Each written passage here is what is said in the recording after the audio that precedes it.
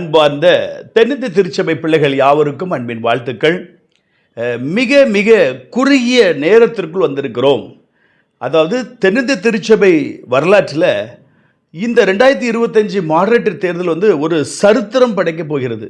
அதாவது 11 டயசிஸில் பேராயர்கள் இல்லை, 24க்கு 11 டயசிஸில் பேராயர் இல்லை, 25வது ஈரோடு சேலம் புதிதாக உருவாகி கொண்டிருக்கிறது. ஆகவே இந்த நேரத்தில் 5 தமிழ்நாட்டில் 5 டயசிஸில் பேராயர் இல்லை. 6வது டயசிஸ் கோயம்புத்தூர் பிஷப்பு, இன்னொரு 5 மாதம் ரிட்டையர்ட் ஆகிறாங்க. திருநெல்வேலி ஒரு 1.5 வருஷம் 1.25 வருஷம் இருக்கிறது. ஆக தமிழ்நாட்டுக்குள்ளே ஒரு 7 புதிய பேராயர்களை நியமிக்க வேண்டியிருக்கிறது. மொத்தத்தில் 13 பேராயர்கள் நியமிக்க வேண்டிய ஒரு பயங்கரமான ஒரு காலகட்டம். நிறைய பேருக்கு எதற்காக இப்படி இவர் பேசிகிட்டு இருக்கிறாரு, எதுக்கு இப்போ ஒரு இந்த வீடியோ ஆரம்பிக்கும் முன்பாக ஒரு லேடி என்கிட்ட பேசுகிறாங்க. லேடிஸ் பேசுனா நான் ஃபோனை எடுக்கவே மாட்டேன். இவங்க என்ன சொல்கிறாங்க, இவங்க யாருன்னு தெரியல, சென்னை டயசிஸில் இருக்கிறீங்க, நீங்கள் ஜெபம் பண்ணுங்க ஐயா. நான் ஒன்றே ஒன்று சொல்கிறேன் சகோதர சகோதரிகளே, நீங்கள் ஜெபித்து கொண்டே இருந்து சாப்பிடாமல் இருக்க முடியுமா? தண்ணி தாகம் எடுக்குது, தண்ணி குடிக்காமல் ஜெபிச்சுட்டே இருங்க. நீங்கள் டாக்டர் இன்ஜினியர் ஆகணும், நீங்கள் ஜெபிச்சுக்கிட்டே இருங்க. ஸ்கூல் காலேஜ் போகாதீங்க, படிக்காதீங்க, டெஸ்ட் எழுதாதீங்க. இது என்ன ஒரு முட்டாள்தனமான ஒரு ஸ்பீச். ஒரு மூளை இல்லாதவங்க, அதாவது ஜெபிக்க வேண்டும், செயல்பட வேண்டும். இப்போ ஒரு பிள்ளைங்க பள்ளிக்கூடத்துக்கு போகிறாங்க, அவங்க பாடங்கள் போய் காதில் கேட்குறாங்க, ஆசிரியர்கள் சொல்லுகிறத வீட்டில் ஹோம்ஒர்க் பண்ணுறாங்க, படிக்கிறாங்க, அதுக்கப்புறம் ப்ரிப்பேர் பண்ணி பரீட்சை எழுத போகிறாங்க. ஜெபிச்சுக்கிட்டே இருந்தால் நடக்குமா?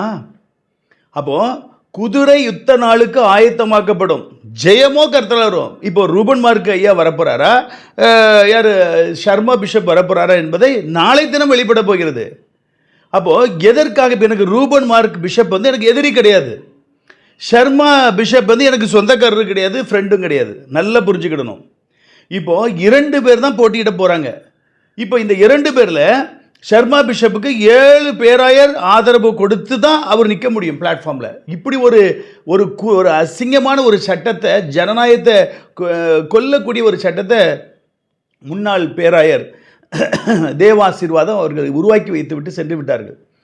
இதில் ஜனநாயகமே இல்லை. இப்போ நீங்கள் நினைப்பீங்க 14 பேர் போட்டியிட்டால் 14 பேரில் யாராவது ஒருத்தரை தேர்ந்தெடுக்கலாம். ஒருத்தர் தான் ரூபன் மார்க்கை மாத்திரம் தான் அவங்க பிளாட்ஃபார்மில் விட போகிறாங்க. இப்போ ஷர்மா பிஷப் எழுந்து நானும் போட்டியிட போகிறேங்கும்பொழுது அந்த போட்டியை இவரை பங்கு பெறுவதற்கு இவருக்கு 50% வாக்கு அளிக்க வேண்டும். அதாவது 14 பேரில் 7 பேர் வாக்களிக்க வேண்டும். இதையும் கை வைத்திரமை ஸ்கீம் வச்சாங்க. ஹைகோர்ட்டில் போய் இதை சீக்ரெட் பேலட்டாக கொண்டு வந்தோம். அதே போல் இந்த விஷயத்தில் நாங்கள் பிஷப் கவுன்சிலில் உள்ள செக்ரட்டரி தான் நடத்துவாருன்னு சொன்னாங்க.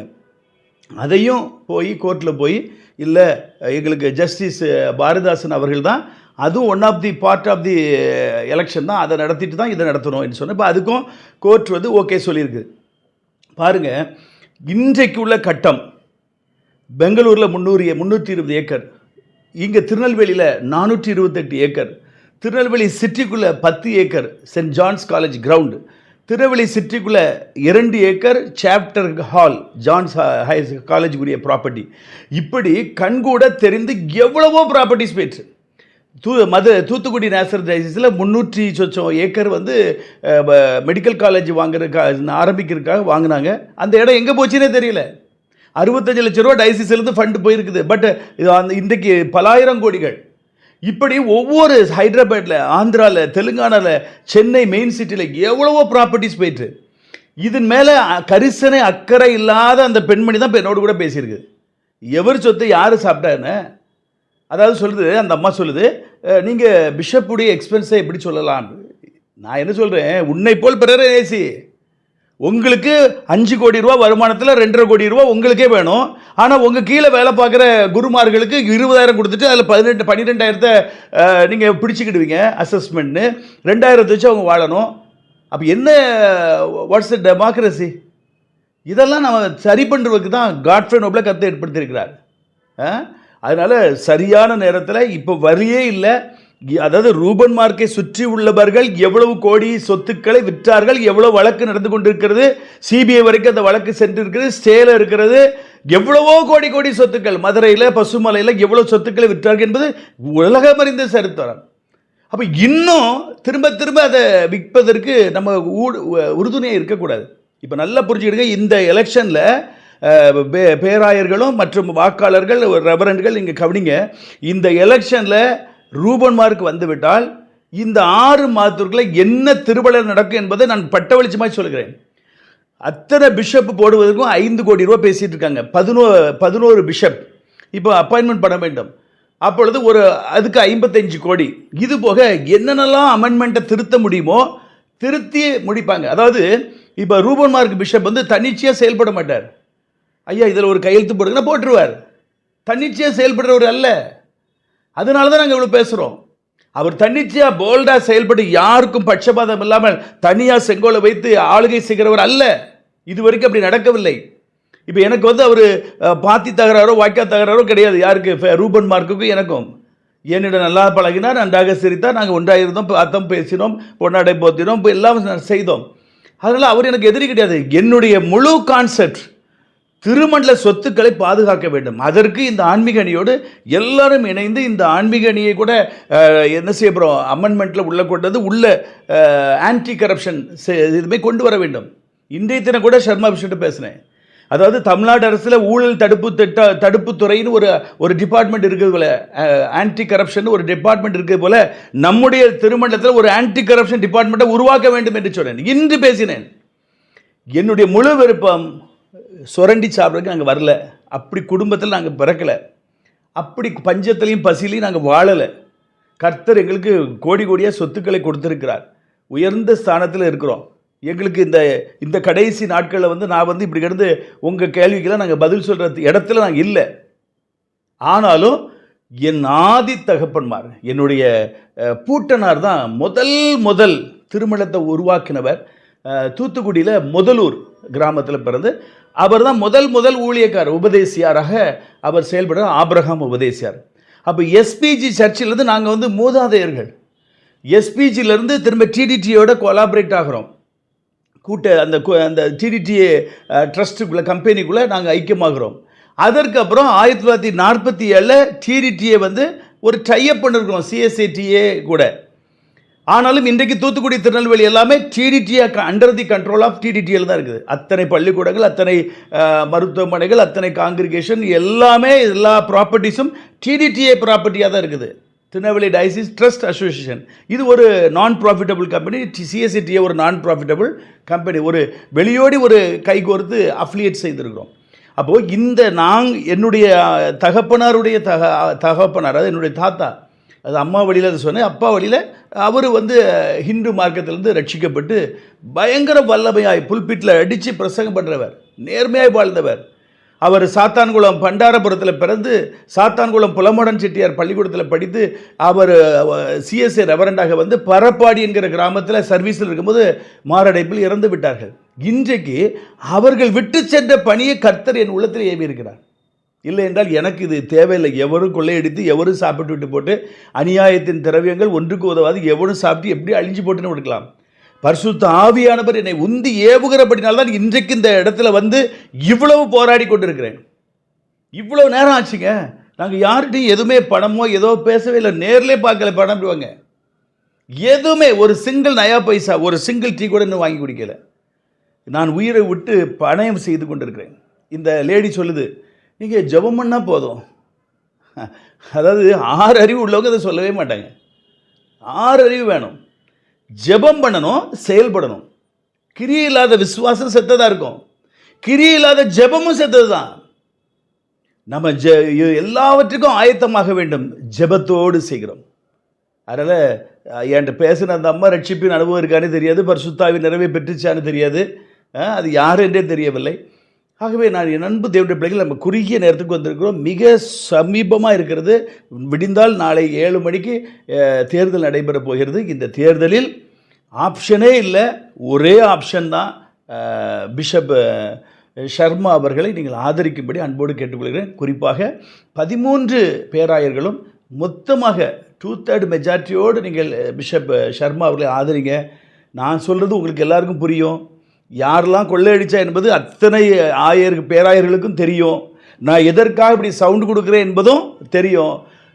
கவுன்சில் செக்ரட்டரி தீமோத்தேயு பிஷப்புக்கும் தெரியும். அவரே ஒரு நாள் யார் பெர்னாண்டோ சத்தன்ராஜ் அவர் திருமண வீட்டில் சென்றிருக்கும் பொழுது என்னை கூப்பிட்டு, ஐயா உங்களுக்கு கடவுள் கொடுத்த நல்ல பணி, இதை தொடர்ந்து செய்யுங்கள் என்று சொன்னார்.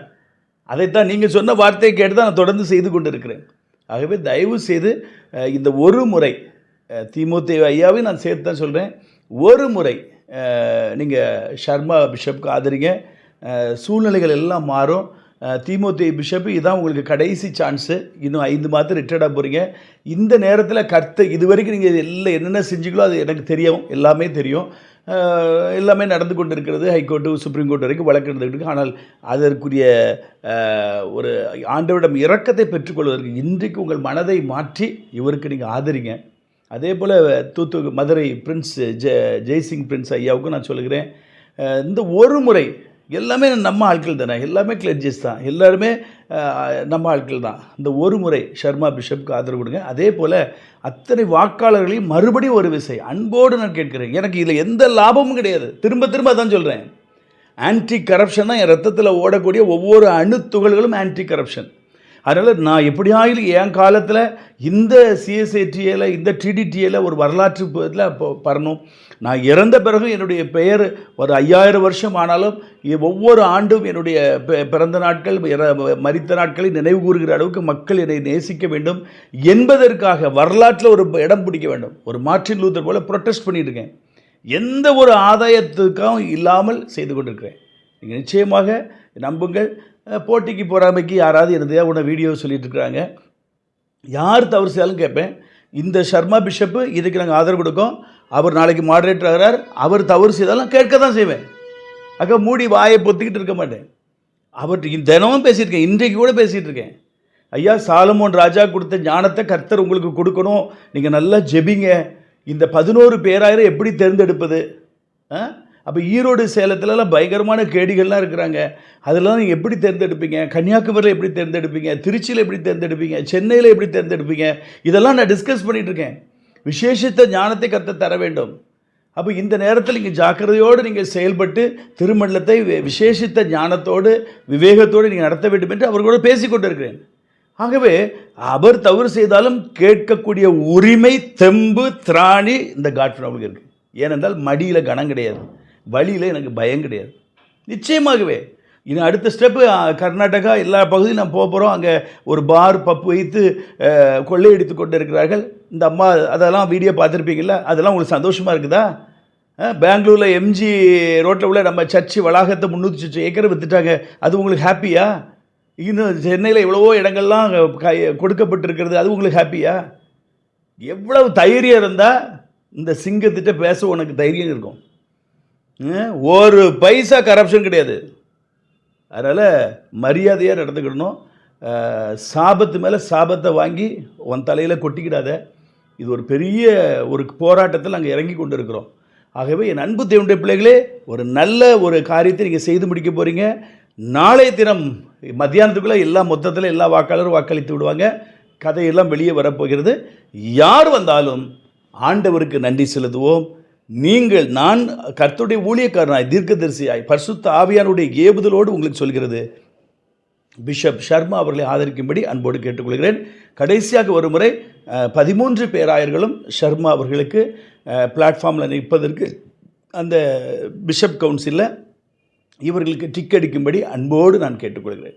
மீண்டும் நல்ல செய்தியோடு உங்களை சந்திக்கும் வரை தேவ கிருபை எங்களோடு இருப்பதாக. God bless you.